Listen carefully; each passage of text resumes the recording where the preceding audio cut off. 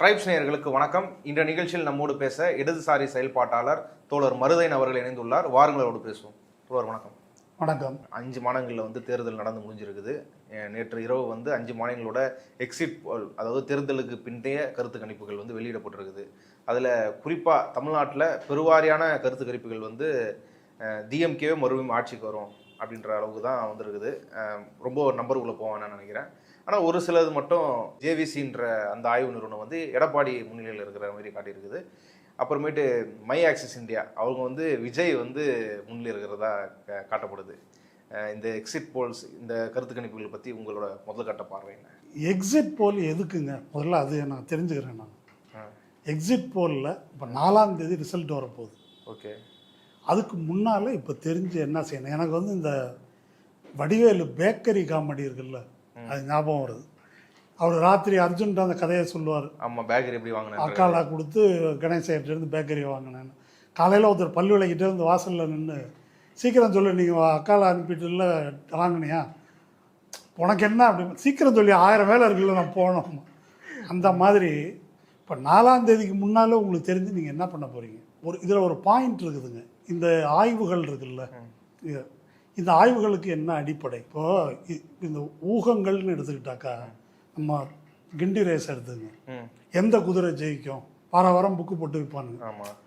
அந்த குதிரையோட பர்ஃபார்மன்ஸு, அதனுடைய இதெல்லாம் வச்சு அதனால் இந்த குதிரை போட்டியில் ஜெயிக்கிறதுக்கு வாய்ப்பு இருக்குது. அது கூட ஒரு அறிவுபூர்வமானது அப்படின்னு எடுத்துக்கலாம், சூதாட்டமாக இருந்தாலும். ஓகே. என்ன அந்த மாதிரி இப்போ இந்த தேர்தலில் ஓடுற குதிரை யார்? 4 குதிரை. ஒன்று ஸ்டாலின், இன்னொன்று எடப்பாடி, இன்னொன்று விஜய், இன்னொன்று சீமான். சரி, இவங்கெல்லாம் என்ன சொல்கிறாங்க, என்ன செஞ்சாங்க, அவங்களுடைய தகுதி என்ன, யோகிதை என்ன அப்படின்றதுலேருந்து பரிசீலித்து இவங்க ஜெயிக்கலாம் அப்படின்னு பேசணும், இல்லை ஜெயிக்கணும் அப்படின்னு பேசணும். இங்கே என்ன பேசுகிறாங்க அப்படின்னு சொன்னால், இவர்களுக்கு யார் வாக்களித்திருப்பார்கள், கொங்கு மண்டலத்தில் விழுந்திருக்கும், வடக்கே எப்படி போயிருக்கும், தெற்கே எப்படி இருக்கும், அதனால் இவர் ஜெயிப்பார். இந்த மொத்தமுமே எப்படி இருக்குது அப்படின்னா, எந்தெந்த ஊரில் இழிச்சவாயம் இருக்கிறான், எங்கே இப்போ விஜய்க்கு தான் நான் சொல்கிறது, மிச்சம்லாம் இருக்கட்டும், விஜய்க்கு ஓட்டு விழும். திடீர்னு அவருக்கு தானே இப்போ நுழையும் போதே அவர் சிஎம் இல்லை. ஆமாம், இல்லை இந்த எக்ஸிட் போல்லாம் இவ்வளோ பரபரப்பாக பேசுறதுக்கு காரணம் விஜயால தான் இவ்வளோ கியூரியாசிட்டி உருவாயிருக்கு. தாண்டி ஒரு டென்ஷன் கூட இருக்குது, என்ன ஆகும்னு தெரியல. இது உருவாக்கப்பட்ட டென்ஷன். இப்போ இந்த உருவாக்கப்பட்ட டென்ஷன் இன்னைக்கு நேற்றுக்கு இந்த 4 நாள்லாம் உருவாகலை. விஜய் அரசியலுக்கு வந்த அன்னியிலிருந்து ஊடகத்தில் உட்கார்ந்து பேசக்கூடிய பல ஊடகவியலாளர்கள் விஜயோடைய கொள்கை என்ன, எதற்காக கட்சி ஆரம்பித்தார், அவர் ஆரம்பித்த அன்னிலேருந்து இன்னை வரைக்கும் என்ன விஷயம் பேசியிருக்கிறாரு, அது இந்த பட்டியலெலாம் இப்போ நமக்கு தேவையில்லை. அவர் பிஜேபி எதிர்த்து எதுவும் பேசலை, திமுகவை தீய சக்தி அப்படின்னு ஒரு முத்திரை குத்துவது, திமுகவுக்கு எதிராக கூட காத்திரமான குறிப்பான விமர்சனங்களோ போராட்டங்களோ எதுவும் நடத்தலை. ஜனநாயகன் பட விவகாரம், அப்புறம் கரூரில் இறந்து போனது, அதில் கேஸு இவங்க மேலே தான் எஃப்ஐஆர் இருக்குது. கடைசி நாள் பேசும்போது அதுக்கு யார் பொறுப்புன்னு உங்களுக்கு தெரியும் அப்படின்னு சதி கோட்பாடை திரும்ப பேசுகிறாரு. அதுக்கப்புறம் திருச்செந்தூர் கோயிலுக்கு போகிறாரு, சிட்டி சாய்பாபா கோயிலுக்கு போகிறாரு, மாதா கோயிலுக்கு போகிறாரு. இந்த மாதிரி கேலி கூத்துகள்லாம் நடக்குது.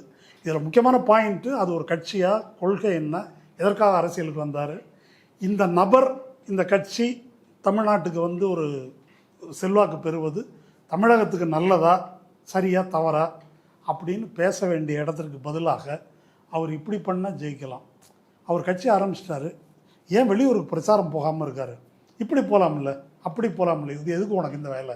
எல்லா பத்திரிகையாளரும் கூப்பிடலாம் கூட, அவங்களுக்கு சாதகமாக யாருன்னா ஒருத்தர் 2 பேர் கூப்பிட்டு கூட ப்ரைவேட் இன்டர்வியூ நடத்தலாம். இப்படி. ஆமாம், அவரை எதுக்கு நீங்கள் அழகுப்படுத்துறீங்க, எனக்கு ஒன்றும் புரியல. இப்படி திரும்புங்க, அப்படி திரும்புங்க, அப்படி சரிங்க, நல்லாயிருக்கும் அப்படின்ற மாதிரி இந்த வேலைக்கு பேர் பத்திரிகையாளர் வேலை. வேறு பேர் சொல்லணும், அது வேண்டான்னு நினைக்கிறேன் நான்.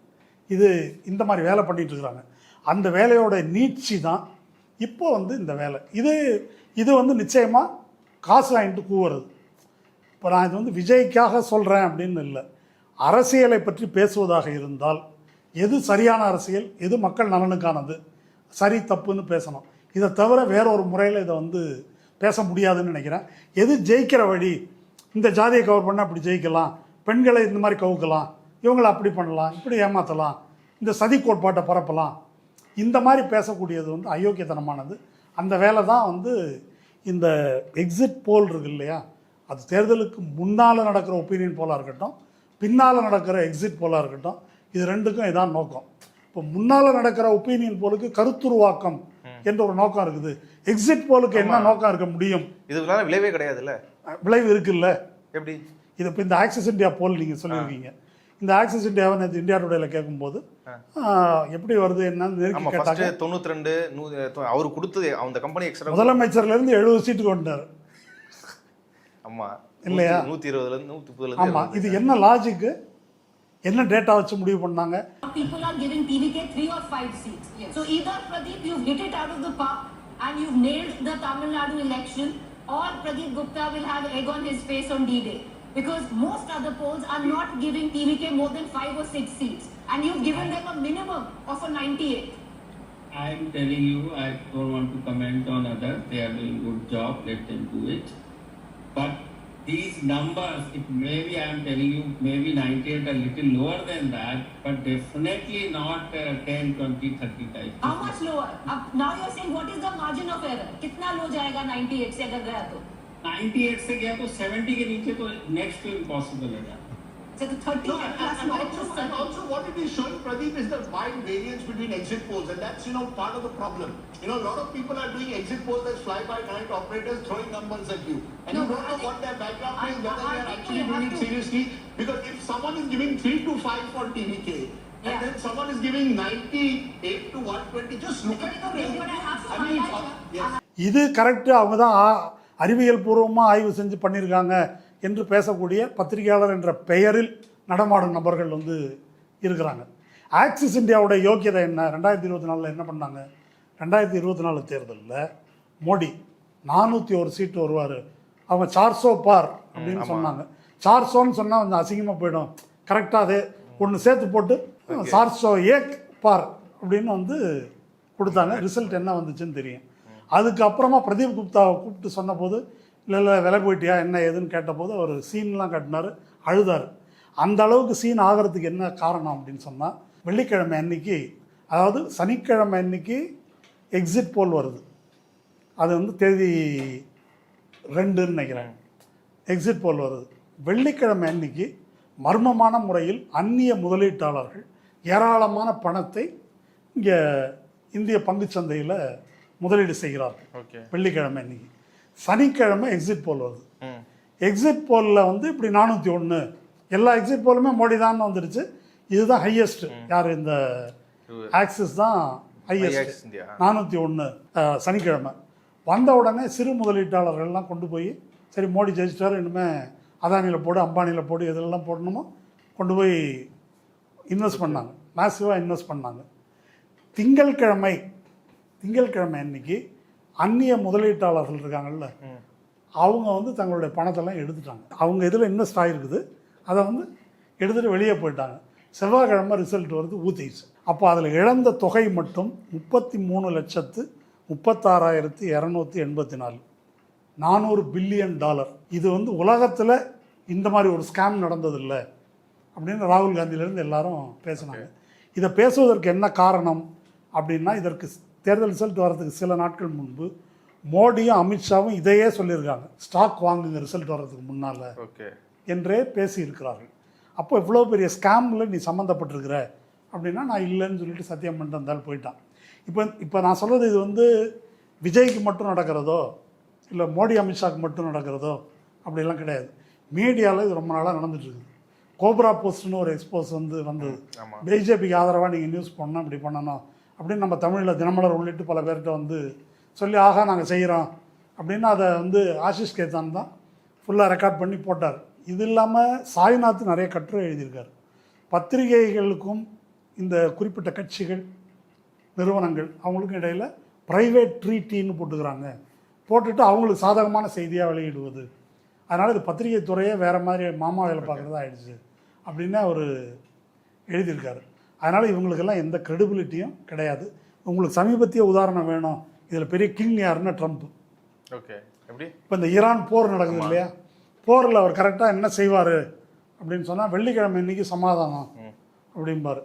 உடனே எண்ணெய் விலையெல்லாம் கட்டுப்பாட்டுக்குள்ளே வரும். சனி ஞாயிறு மார்க்கெட்டு லீவு. திங்கக்கிழமை இன்றைக்கி தொலைச்சிருவேன், சிவிலைசேஷனே அழிச்சிருவேன்.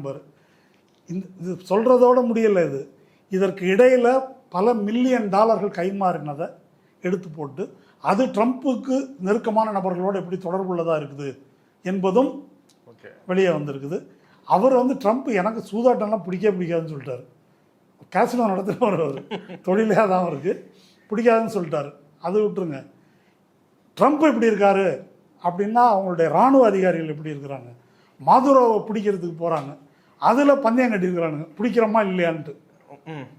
அந்த டீமுக்கே போனவன் அந்த ரகசியத்தை காப்பாற்றணும். ஆனால் அதில் ஒரு பந்தயம் ஒன்று கட்டி அதில் வந்து பல மில்லியன் டாலர் அவன் சம்பாதிச்சிருக்கான்னு தெரிய வந்து அவன் மேலே ஒழுங்கு நடவடிக்கை எடுத்திருக்கானுங்க.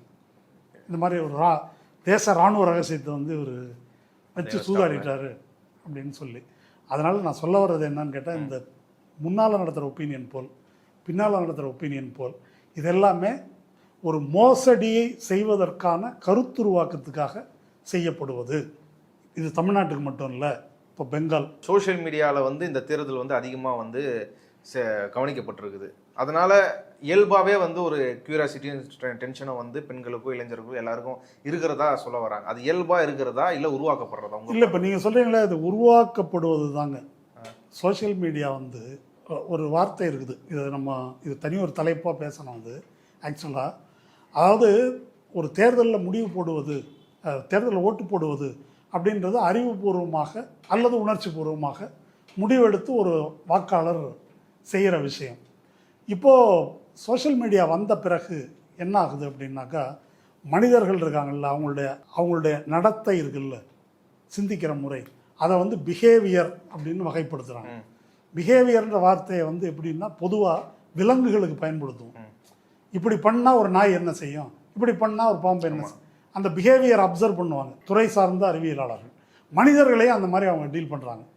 அவங்களோட பிஹேவியர் எப்படி இருக்கும், மனிதர்களும் அடிப்படையில் விலங்குகள் மாதிரி தானே, அதுக்கு மேலே நம்ம அறிவுபூர்வமாக வளர்ந்துட்டோம்னாலும் கூட அதை வந்து அப்படி அந்த பிஹேவியரை அப்சர்வ் பண்ணுறாங்க. அப்சர்வ் பண்ணிவிட்டு என்ன செஞ்சாக்க மசாலோடைய வச்சா அப்படி கவுவாங்க, இப்படி எடுத்துகிட்டா அப்படி வருவாங்க அப்படின்றத அப்சர்வ் பண்ணி, அதுதான் கூகுள். இதை அப்சர்வ் பண்ணி அதை வைத்து கொண்டு அதுக்கு தகுந்த மாதிரி உங்களுக்கு நோட்டிஃபிகேஷன் வரும். நட்ஜிங்னு சொல்கிறாங்க. நட்ஜிங்னா இப்போ நம்ம விஜய் சொன்னார்ல, இந்த முட்டாய் வாங்கி கொடுன்ற மாதிரி நச்சரிக்கையில் இப்படி இப்படி, இதுக்கு பேர் தான் நட்ஜிங்.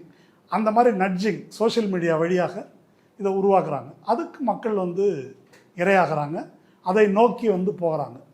பிஜேபி இந்த மேட்டரை மதவெறியை பரப்புவதற்கு பயன்படுத்துது. இது வந்து ஒரு கல்ட் பிஹேவியர் இருக்குல்ல, விஜய்ன்ற ஒரு கல்ட்டை வந்து உருவாக்குறதுக்கு. சினிமாவில் அவங்க அஜித்துக்கு எதிராக என்னெல்லாம் செஞ்சாங்களோ அதை வந்து இப்போது ஸ்டாலினுக்கு எதிராக, திமுகவுக்கு எதிராக அதை வந்து இங்கே செய்கிறார்கள். அதுக்கு பலியாகி இவங்க வந்து அதுக்கு பின்னால் போகிறாங்க. இது நான் என்ன சொல்ல வரேன்னா, ஒரு ஆதரவை திரட்டுவதற்கு இதை பயன்படுத்துவதுன்றது ஒரு கட்டம். இப்படி ஒரு கருத்து உருவாக்கத்தை செஞ்சுட்டு அதை சாதிப்பதற்கு ஒரு மோசடியில் இறங்குவதுன்றது அடுத்தது. இந்த மோசடியில் இறங்குவதுன்றது அதுக்கு வந்து உதாரணம் பெங்கால். இப்போ பெங்காலில் பெரும்பாலான கருத்து கணிப்புகள் வந்து பிஜேபி ஜெயிக்கும். ஆமாம், பெங்காலோட இது எக்ஸிட் போல் எல்லாமே அதான் சொல்லுது, எல்லாமே சொல்லியிருக்குது. முக்கியமாக இந்த ஆக்சிஸ் என்டிடிவி இன்னும் ஒரு பத்திரிகை ஒருத்தவங்க மட்டும்தான் வந்து டிஎம்சி மூலம் சொல்லியிருக்காங்க. இதே இந்த ஆக்சிஸ் 2021 தேர்தலில் என்ன சொன்னாங்கன்றதை ஜவஹர் சர்க்கார் எடுத்து போட்டிருக்காரு, அந்த முன்னாள் டிஎம்சி எம்பி. 2021 பிஜேபி 147 வந்து ஆட்சி அமைக்கும், திரிணாமுல் வந்து 143 எதிர்கட்சி. இது வந்து அவங்க சொன்னது. எவ்வளோ? பிஜேபி 147, திரிணாமுல் 143. வந்தது என்ன?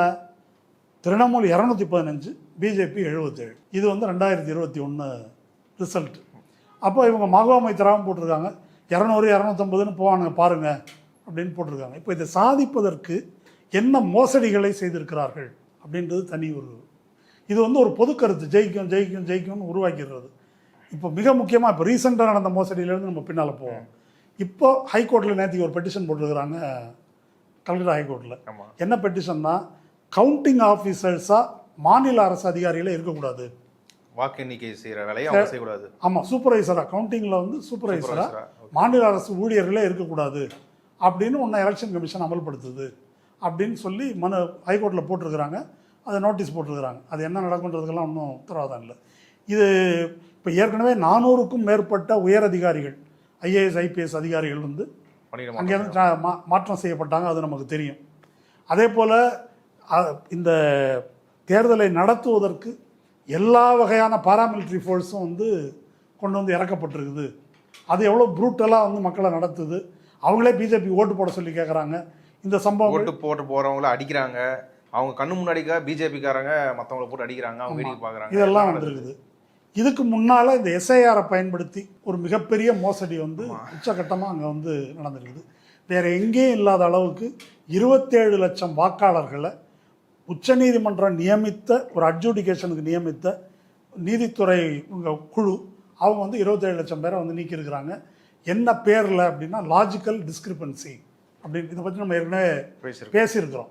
அப்போது அதுக்கு முன்னால் அவங்க மற்ற இடங்கள்லாம் நடந்தது போல் எஸ்ஐஆர் நடக்காமல், கொடுத்த ஆவணத்தை வாங்காமல், 2002 உன் பேரில் வந்து இருக்கிற ஸ்பெல்லிங்குக்கும் இப்போ இருக்கிற ஸ்பெல்லிங்குக்கும் வித்தியாசம் இருக்குது அப்படின்றதையே ஒரு பிரச்சனையாக்கி ஒரு பெரிய பட்டியலை உருவாக்குறாங்க. அதுக்கு வந்து இந்த எலக்ட்ரல் ரெஜிஸ்ட்ரேஷன் ஆஃபீஸர் ஜிஆர்ஓ மாநில அதிகாரிகள் இருக்கக்கூடாது, அவங்கள செயலிழக்க வைப்பதற்காக 8000க்கும் மேற்பட்ட மைக்ரோ அப்சர்வர்களை வெளி மாநிலத்திலிருந்து கொண்டு வந்து இறக்கி அவங்க அதை தடுக்கிறாங்க. அதுக்கு கேட்டு சுப்ரீம் கோர்ட்டுக்கு போனால் அட்ஜுடிகேஷனுக்கு நான் ஆள் போடுறேன்றாங்க. அந்த அட்ஜுடிகேஷனுக்கு போடப்பட்ட ஆட்கள் தான் 27 லட்சம் பேரை நீக்கிறாங்க. 27 லட்சம் பேரை நீக்கிட்டாங்கன்னா ஆவணம் கொடுத்துருக்குறோம் அப்படின்னு அந்த கேஸ் எல்லாமே இருக்குது. அந்த 27 லட்சம் பேரில் யார் அடக்கம்? 65 தேர்தலை கண்காணிக்கக்கூடிய அதிகாரிகள். அதான் வெஸ்ட் பெங்கால்லே. ஆமாம், அவங்களுக்கே ஓட்டு கிடையாது. அல்லது ஆப்ரேஷன் சிந்தூர்லேயும் கார்கில்லையும் போராடிய முஸ்லீம் இராணுவ வீரர்களுக்கு ஓட்டு கிடையாது. பல பேர் அது மாதிரி இருக்குது லிஸ்ட்டு. தேர்தலில் போட்டியிடுற வேட்பாளர்களுக்கே ஓட்டு கிடையாதுலாம் வந்திருக்குது. அப்போ இது மாதிரி அயோக்கியத்தனங்கள் அதில் நடந்திருக்குது. அந்த 27 லட்சம் பேரை வந்து விசாரித்து நீங்கள் பண்ணுங்க அப்படின்னு சொல்லி இது வரைக்கும் 1400க்கு உள்ளே தான் வந்து மொத்தமே விசாரிச்சிருக்காங்க. அதில் அந்த 1400 பேர் வந்த பரிசீலித்த அப்ளிகேஷன் அதில் வந்து அக்செப்ட் பண்ணிட்டு 1400, ரிஜெக்ட் பண்ணது 12. அப்போ இதுக்கு முன்னால் அட்ஜுடிகேஷனில் சுப்ரீம் கோர்ட் நியமித்த குழு இந்த 1400 பேரை எப்படி வந்து வெளியே தள்ளியது. இப்போ ட்ரிபியூனலில் வந்து இருக்குது. ட்ரிபியூனலில் இப்போ ஸ்பெல்லிங் மிஸ்டேக் பார்த்துட்டு இருக்கிறாங்க. என்ன இதெல்லாம் எரர்னு எடுத்துக்கிறதா க்ரைம்னு எடுத்துக்கிறதா? எரர் தான் இது, எரர் தான். எரரு. அதில் அதனுடைய அதுக்கு ஒரு இது இருக்குது, சட்டவிரோதமாக இது செஞ்சதுக்கு. அதாவது இந்த எலக்ட்ரல் ரெஜிஸ்ட்ரேஷன் ஆஃபீஸர் தான் இதை வந்து பரிசீலிக்கணும். இப்போ நம்ம ஊர்லேயுமே 2002 நான் இந்த பூத்தில் ஓட்டு போட்டேன், ஏதோ ஒரு ஆவணம் வந்து கொடுக்குறேன். அதில் உங்கள் பேரில் வந்து ஒரு ஸ்பெல்லிங்கில் ஏக்கு பதிலாக இ இருக்கும், ஈக்கு பதிலாக ஏ இருக்கும். அதை இப்போ இந்த மாதிரி இருக்கும் இப்போ கொடுக்கறதில்ல. இதை பார்த்துட்டு நமக்கு நேரம் பார்க்குற அதிகாரி சரி அதுதான் அப்படின்னு ஓகே பண்ணிடுறாங்க. அங்கே வந்து சாஃப்ட்வேர் ஈரோநெட் சாஃப்ட்வேரில் போட்டால் சாஃப்ட்வேர் வந்து இதை டிஸ்கிரிபன்சின்னு தள்ளுற மாதிரி அதை டிசைன் பண்ணியிருக்கிறாங்க. ஆமாம், சாஃப்ட்வேர் அப்படி வேண்டுமென்றே வடிவமைக்கப்பட்டிருக்குது. அப்படி அதை தள்ளிட்டாக்க அதை நீ வந்து அதை ஓவர் ரூல் பண்ணக்கூடாது அப்படின்னு இஆர்ஓவை கட்டுப்படுத்துவதற்காகத்தான் மைக்ரோ அப்சர்வர். அதுக்கப்புறம் மைக்ரோ அப்சர்வர் சொன்னதை ஆமோதிப்பதற்காக ஒரு அட்ஜுடிகேஷன், அதுக்கப்புறம் ட்ரிபியூனல். இப்போ மொத்த திட்டத்தினுடைய நோக்கம் என்னென்னா 27 லட்சம் பேரை ஓட்டு போட விடாமல் பண்ணணும். 27 லட்சம் பேர் யார் அப்படின்னா அதில் 2/3 முஸ்லீம். மிச்சம் இருக்கிறவங்க யாருன்னா இந்த நாமசூத்ரான்னு சொல்லக்கூடிய மாத்வா கம்யூனிட்டி, தலித்துகள். இவங்க எல்லாம் ஆன்டி பிஜேபி ஓட்டர்ஸ். ஆமாம், ஆன்டி பிஜேபி ஓட்டர்ஸ். அப்போ இவங்களை நீக்கினாக்கா இப்போ இது எல்லாமே தொகுதி வாரியான விவரங்களே இருக்குது. மம்தா தொகுதியில் 20% முஸ்லீமு, அதில் மொத்தம் நீக்கப்பட்டவர்களில் 40% முஸ்லீமு. நந்திகிராமில் 25% மக்கள் தொகை முஸ்லீமு, நீக்கப்பட்டவர்களில் 95% முஸ்லீமு. இந்த மாதிரி தான் அது நடந்துருக்குது. அப்போ இந்த மோசடியை வரிசையாக பாருங்கள். இதெல்லாம் பண்ணிவிட்டு இப்போ இங்கே ஒப்பீனியன் போல் வந்து இந்த மாதிரி கொடுக்குறது. இப்போ இந்த மேட்ரை எதையும் கார்டியன் பத்திரிகையில் வருது, ஜெர்மனிலேருந்து வரக்கூடிய DW நியூஸ் அதில் இதை பற்றி கவர் பண்ணுறாங்க.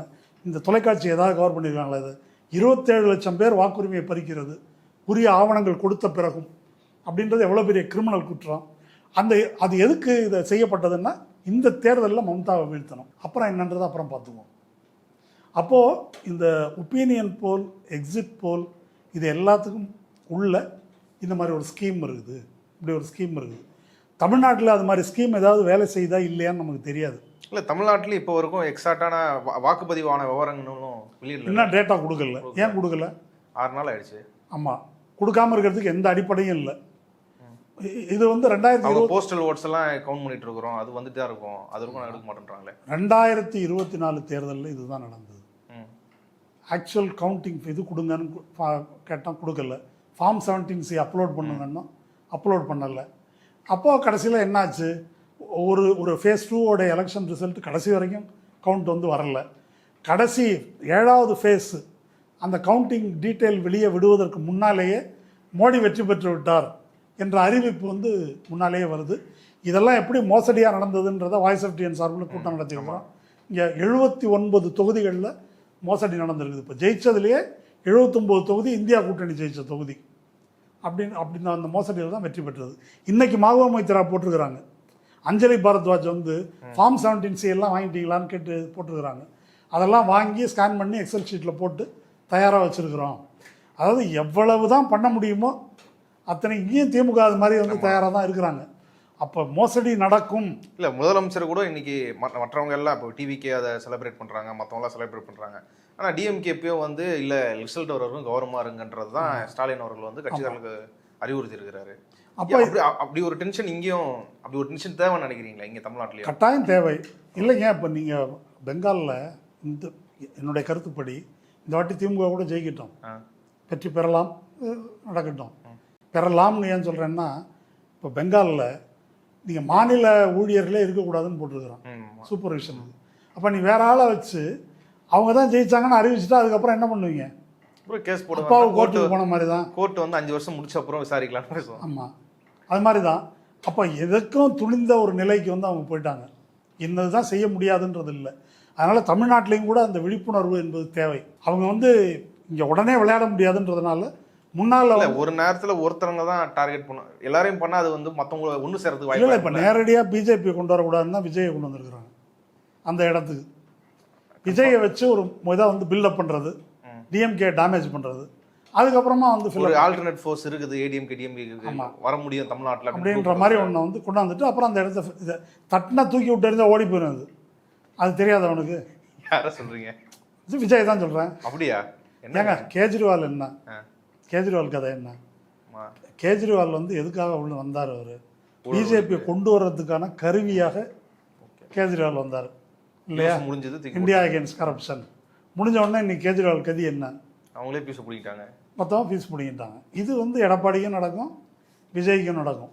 நேர பிஜேபியால் செய்ய முடியாததை வேறு ஆட்களை வச்சு செய்கிறது என்ற முறையில் தான் இதை வந்து செய்கிறாங்க. அப்போது இது பெங்கால். அஸ்ஸாமுக்கு போனீங்கன்னாங்க, அஸ்ஸாமில் இந்த ஜெரிமாண்டரிங்கில் எப்படியெல்லாம் தொகுதி மாற்றம் நடந்திருக்குன்னு நம்ம பேசியிருக்கிறோம். ஹேமந்தகுமார் பிஸ்வா போன பிப்ரவரி மாதத்தில் 2 முஸ்லீமை நிற்க வச்சு துடுற மாதிரி வந்து இதில் பிஜேபி அஃபிஷியல் ட்விட்டர் ஹேண்டிலில் இது வருது. இதை சிபிஎம் வந்து கேஸ் போடுறாங்க. கேஸ் போட்டாக்க நம்ம தலைமை நீதிபதி இருக்கார்ல சூரியகாந்த், அவர் வந்து இது ஹைகோர்ட்டில் போடுங்கன்ட்டார். அவ்வளோதான், ஹைகோர்ட்டில் போடுங்கன்னா போடுங்க, அவ்வளோதான். இப்போ இதே நேரத்தில் நேற்றுக்கு ஒரு தீர்ப்பு சுப்ரீம் கோர்ட்டில் வந்திருக்குது. 2 ஜட்ஜஸ் கொடுத்துருக்காங்க. 2020 சிஏஏக்கு எதிராக இஸ்லாமிய மக்கள் இந்த போராட்டம் நடத்துனாங்க இல்லையா டெல்லியில். அந்த போராட்டத்தின் போது அனுராக் தாக்கூர்னு இப்போ அமைச்சராக இருக்கக்கூடிய நபர் இந்த மாதிரி தேஷ்கி கத்தாரோங்கா கோலி மாரோ சாலோங்கா, தேச துறையிலையும் சுட்டுக்கொள்ளு அப்படின்னு சொல்லி இவங்களுக்கு டார்கெட் பண்ணி தான் வந்து பேசுனது. அதுக்கு கம்ப்ளைண்ட் இவங்க பிருந்தாகாரத்தை வந்து கொடுக்குறாங்க. அந்த கேஸ் எல்லாம் நடந்து ஹைகோர்ட் வந்து டெல்லி ஹைகோர்ட்டு தேச துரோகிகளை கொள்ளுங்கன்னு தான் சொல்லியிருக்கிறாங்க. இந்நேரம் குறிப்பிட்டு ஒன்றும் சொல்லலை யாரையும். அதனால் அது குற்றம் இல்லைன்னு விடுதலை பண்ணிட்டாங்க. அதை எதிர்த்து இவங்க சுப்ரீம் கோர்ட்டுக்கு போயிருக்கிறாங்க. சுப்ரீம் கோர்ட்டு ஹைகோர்ட்டு சொன்னது கரெக்டு தான் அப்படின்னு சொல்லிடுச்சு. இதுதான் நிலவரம். இப்போ மோடி அமித்ஷா எல்லோரும் பெங்காலில் வந்து இப்படி தான் பேசிட்டு இருக்கிறாங்க. அஸ்ஸாமில் ஹேமந்தகுமார் பிஸ்வா வந்து நம்ம ஊரில் வந்து இஸ்லாமியரில் வந்து ஒரு துலுக்கன்ற மாதிரி பேசுவாங்க இல்லை இழிவா, அப்படி மியான்னு மட்டும்தான் வந்து பேசுகிறான். அது மட்டும் இல்லை, ரொம்ப முக்கியமாக என்ன அப்படின்னு சொன்னாக்கா அஸ்ஸாமில் இருக்கிறவங்க எல்லாருமே முஸ்லீம்கள் எல்லாருமே இல்லீகல் இமிக்ரண்ட் அப்படின்ற மாதிரி ஒரு முத்திரை குத்தி உஸ்பேட்டியான்னே சொல்கிறது அவங்கள. இது என்ன ஆகுது அப்படின்னு சொன்னால் மற்ற பெரும்பான்மையினர் இருக்காங்க இல்லையா, அவங்க மத்தியில் அந்த மொழியே வந்து பழக்கத்துக்கு வந்துடுது. அப்படி அப்போ நிருபர் போய் வந்து கேட்குறாரு, ஸ்ரீனிவாசன் ஜெயின் தான் கொஸ்டின் பண்ணுறாரு நியூஸ்லாண்ட்ரியில், நீங்கள் என்ஆர்சி நடத்தி 19 லட்சம் பேர் வந்து அவங்க குடிமக்கள் இல்லைன்னு முகாமில் வச்சுருக்கிறீங்க. அதில் 7 லட்சம் பேர் தான் முஸ்லீம்கள், 12 லட்சம் பேர் இந்துக்கள். அதெல்லாம் நம்ப முடியாது. அதை நடத்தினதே உன் ஆட்சி தான், அப்போ திரும்ப நடத்தணுன்றான். அவங்கள என்ன பண்ணுவீங்க? நம்ம இந்த விஷயத்தை பற்றி பேசும்போது பேசணும். எப்படி வந்து நாமசூத்ரா மாத்துவா மக்கள் இங்கே வந்தாங்க, இவங்க பொதுவாக வந்து முஸ்லீம்கள் தான். அதை முஸ்லீம் அப்படின்னு சொல்கிறதையே இல்லீகல் இமிக்ரண்ட் என்ற வார்த்தையால் ஒரு முத்திரை குத்தி பெரும்பான்மை மக்கள் மத்தியில் ஒரு அபிப்பிராயத்தை உருவாக்குவதற்கு இல்லையா, இது ஒரு மெத்தடுங்க.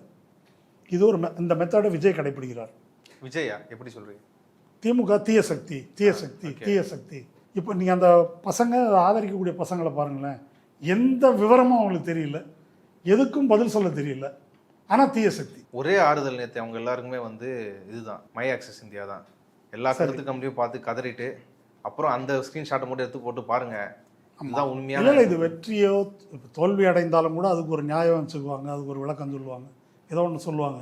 ஆனால் எது முக்கியம் அப்படின்னு சொன்னாக்கா, பாரதிய ஜனதா கட்சியாலேயோ அதிமுகவாலேயோ உருவாக்க முடியாத, அவங்கெல்லாம் வந்து பழைய மெத்தடில் இது இந்து விரோத கட்சி அப்படின்னு சொல்லிட்டு ஏதோ ஒன்று சொல்கிறோம், அது இங்கே போனி ஆகலை. ஆமாம், நாங்கள் தான் கும்பாபிஷேகம் பண்ணால் கோயிலை கட்டினா அதை கட்டினா அது எடுபடலை. அது சரி, இவங்க வந்து ஊழல் வாரிசு அரசியல் அதுவும் வந்து போனி ஆகலை, எதுவுமே இல்லை, தீய சக்தி. இல்லை, அது சொல்கிற நபர்லேருந்து தான் இப்போ விஜய் ஆதரிக்கக்கூடியவர்கள் இதெல்லாம் சொல்கிறாங்களே, ஒரு வாரிசு அரசியல் எப்படி இருக்கிறது, வேற இன்னொருத்தர் வரட்டும், அதை உள்ளுக்குள்ளே போய் நீங்கள் கேட்டிங்கன்னா எதுவும் பதில் சொல்ல முடியாது. இப்போ முஸ்லீம்களை பற்றி இது ஒரு அபிப்பிராயம், இந்த அபிப்பிராயத்தை பரவ வைப்பது அப்படின்ற முறையில் தான் அஸ்ஸாமில் வந்து நடந்திருக்கு. இப்போ கேரளா வந்து இப்போ சசி தரூர் நேற்று ஒரு கட்டுரை எழுதியிருக்காரு.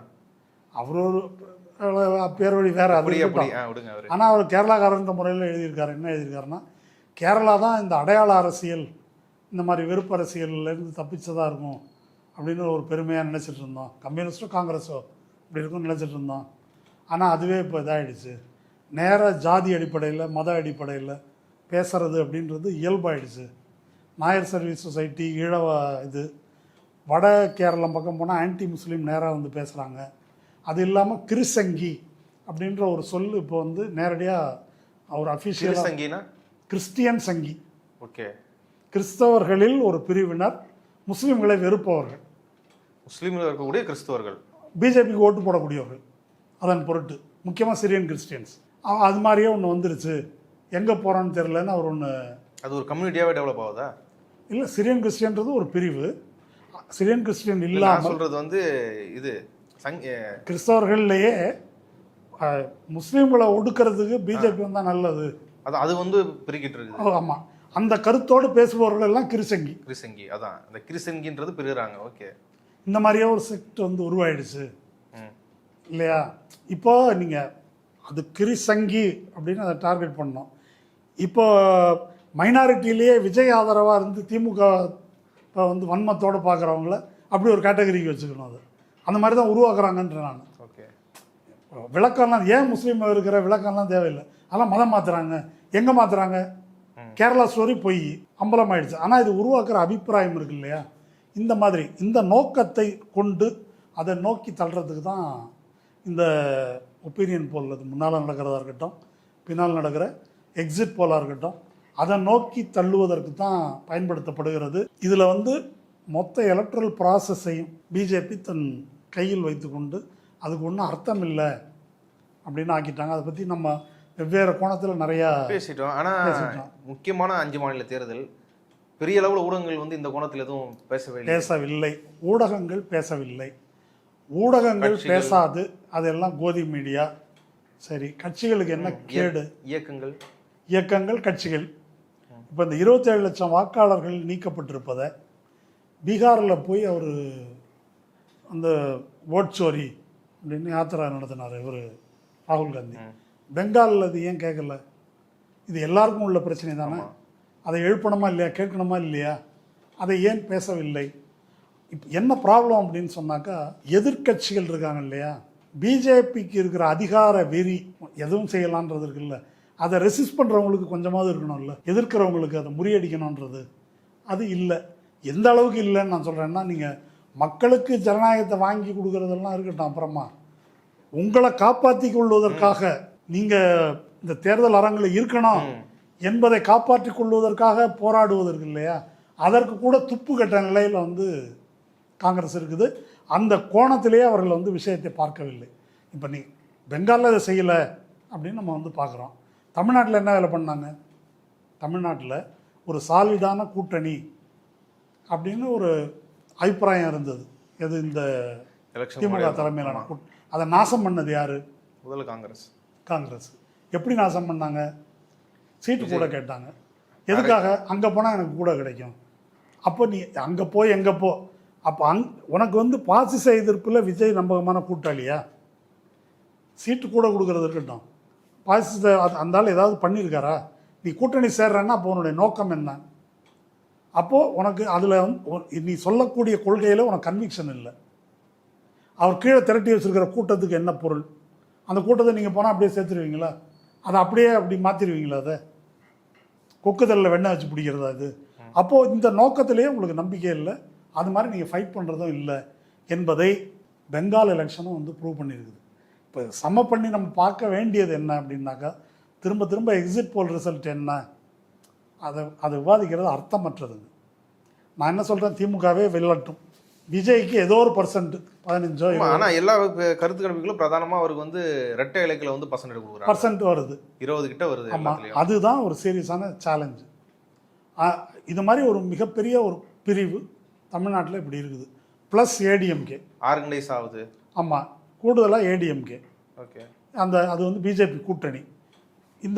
இப்போ இந்த செக்மெண்ட்டை எப்படி அட்ரஸ் பண்ண போகிறோம் அப்படின்றது வந்து பேச வேண்டியிருக்குது. அதாவது கட்சிகளில் நான் திமுகவையும் சேர்த்தே சொல்கிறேன், திமுகவில் கொள்கைன்னு பேசக்கூடியவங்க ஒரு மைனாரிட்டி தான். மிச்சம் பேரெல்லாம் தேர்தல் அரசியலில் எப்படி வெல்வது, கூட்டல் கழித்தல் கணக்குகள், பிரேமலதாவை சேர்த்துக்கலையா, அது மாதிரி தான் அது. அந்த கணக்குகள்லாம் அதுக்குள்ளே இருக்குது. ஆனால் நீங்கள் தேர்தல் அரசியலில் உயிரோடு இருப்பதற்காகவாவது கொள்கை பேச வேண்டும். கொள்கை பேசலைன்னா என்ன ஆகும் அப்படின்னா, இப்போ ஆம் ஆத்மிக்கு நடந்திருக்குல்ல, அதான் நடக்கும். ஆம் ஆத்மி குண்டோட இவ்வளோ ஒரு ராஜ்யசபா எம்பியை வந்து ஓட்டிகிட்டு போயிட்டாங்க. என்ன இதெல்லாம் நடக்கக்கூடாது அப்படின்றதுக்காக இந்திய தேர்தல் அரசியலில் என்னன்னா, இப்போ மம்தா பானர்ஜி எடுத்தாக்கா அபிஷேக் பானர்ஜி, அங்கே சரத் பவார்னா அஜித் பவார், சுப்ரியா சுலே, நம்ம சொந்தக்காரன் வாரிசாக இருந்தால் தான் வந்து பத்திரமா இருக்கும் அப்படின்னாங்க. அஜித் பவார் அதுக்கும் அல்வா கொடுத்துட்டு போயிட்டார். இப்போ அதுவும் நம்பிக்கை இல்லை. அப்போ நீங்கள் கட்சியை காப்பாற்றி விலை போகாமல் இருக்கணும், தாக்கு பிடிக்கணும், எதிர்த்து நிற்கணும் என்று சொன்னாலே கொள்கை ரீதியாக சிந்திக்கணும். இந்த அரசியலை பற்றி பேசுபவர்களும் கூட எது சரியான அரசியல், எது நோக்கத்துக்கானது என்ற டைரக்ஷனில் இப்போ விஜய் வந்ததுலேருந்தே விவாதத்தை அப்படி நடத்தியிருந்தா இந்த கேவலமான நிலை நமக்கு வந்திருக்காது. அதுக்கு பதிலாக அவருக்கு எவ்வளோ % ஆரம்பித்தாங்கல்ல, அதனுடைய விளைவு தான் இப்போ இந்த இடத்துல வந்து நிற்கிறோம். திரும்பவும் அதே திசையில் வந்து பேசி கொண்டு இருக்கிறோம். இது வந்து படுகுழியில் தமிழ்நாட்டை இழுத்து செல்லும். அந்த மாதிரி காரியத்தை ஊடகங்கள், ஊடகவியலாளர்கள் அறிந்தோ அறியாமலோ, தெரிந்தோ தெரியாமலோ செய்ய வேண்டாம் என்று கேட்டுக்கொள்கிறேன். இந்த 5 மாநிலங்களோட எக்ஸிட் போல், அதை தாண்டி இருக்கக்கூடிய பல பிரச்சனைகள், ஒரு சீரியஸான பிரச்சனைகள், இது குறித்துலாம் இவ்வளோ நேரம் உங்கள் கருத்துக்களை பகிர்ந்து கொண்டதுக்கு நன்றி. நன்றி.